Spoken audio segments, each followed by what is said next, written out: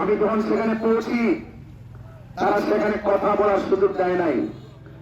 এমন একটা পরিস্থিতি সৃষ্টি করেছে, মনে হয় যেন গাড়িগুলো আটকে রাখবে, মানুষ যেমন লাশ পড়বে বলে হুমকি দেয়। সোনারঘাটের এবং মাধবপুরে অনেক জায়গায় আমাদের সমর্থকদের উপরে হামলা করা হয়েছে, অনেক সমর্থককে রক্তাক্ত করা হয়েছে। এবং আজকে আমি জেলগাঁও একটি প্রোগ্রাম করতে গিয়েছি, একটা প্রার্থী যখন এলাকায় যায় তাকে বাধা দেওয়া এটা জঘন্যতম অন্যায়। এবং আমি দেখেছি সেখানে যাওয়ার পর অনেক ধরনের আমাদের সমর্থনকারীর উপরে আঘাত করা হয়েছে, তোফাজ্জল নামের ছেলেকে আঘাত করা হয়েছে। আমি যখন সেখানে পৌঁছি তারা সেখানে কথা বলার সুযোগ দেয় নাই।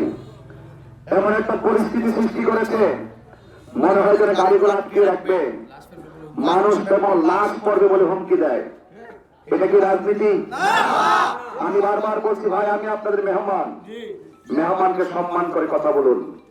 তিনি ওই এলাকার সাবেক মেম্বার পরিচয় দিয়েছেন, তিনি নুরুল হক সাহেব নাকি, এবং তিনি বিএনপির সহসভাপতি এই ইউনিয়নের।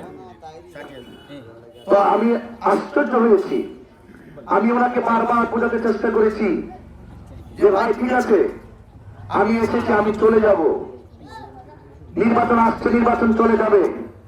সব মশার বিরুদ্ধে সুরক্ষা দিতে এলো বসুন্ধরা এক্সট্রিম অ্যারোসল, মশার বিরুদ্ধে এক্সট্রিম সুরক্ষা। তো এখানে আমি আমার প্রার্থী হিসাবে আমি আসতে পারি।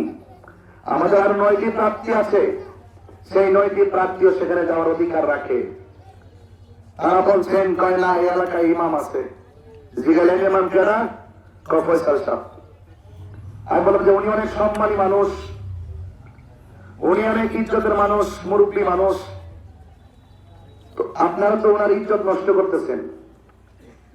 আপনারা এমন কাজ করবেন না যে পুরো নির্বাচনটা প্রশ্নবিদ্ধ হবে। আমি আমার মতো করে যতগুলো কথা বলার চেষ্টা করছি, কিন্তু তারপরও কথা বলার সুযোগ দেওয়া হয় নাই। এটা কি কোন ভালো কাজ হয়েছে? আমি আমার সমর্থনকারী সবাইকে বলছি না, আমরা এসেছি দোয়া চাওয়ার জন্য, ভোট চাওয়ার জন্য। আমরা এসেছি, সকলকে ইনফরমেশন করেছি, আমরা চলে যাব। কিন্তু একটি কথা বলে দিয়ে যাই, নির্বাচন নিয়ে জন আকাঙ্ক্ষা তৈরি হয়েছে।